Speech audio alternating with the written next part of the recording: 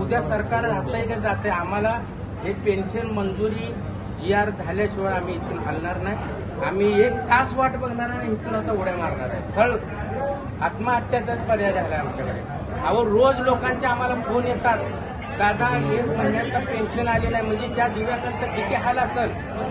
बागुल साहेब म्हणतात माझा मुलगा अपंग आहे, मग तुम्ही मोठी लोक आहे ना, तुम्ही मोठी लोक आहे घालतात, पण एका घरात 3-3 दिव्यांग आहेत, त्या दिव्यांगांचं काय? आम्ही दिव्यांग आम्हाला कळतंय, आमच्या नेत्याला कळतंय। बच्चू भाऊनी त्यांच्या मतदारसंघातला विषय सोडून त्या दिव्यांगांचा, शेतकऱ्यांचा, गरिबांचा विषय घेऊन त्यांनी कोर्ट तारीखा चुकवून आंदोलन 300 गुन्हे दाखल अंगावर करून अहो आहेत ना, आता आले मग बागुलच्या पोलीस वर्गाने पण आम्हाला खोटं बोललेलं, आम्ही तुमचं ऐकणार नाही आणि आमचा जर ताबा सुटला आम्ही जो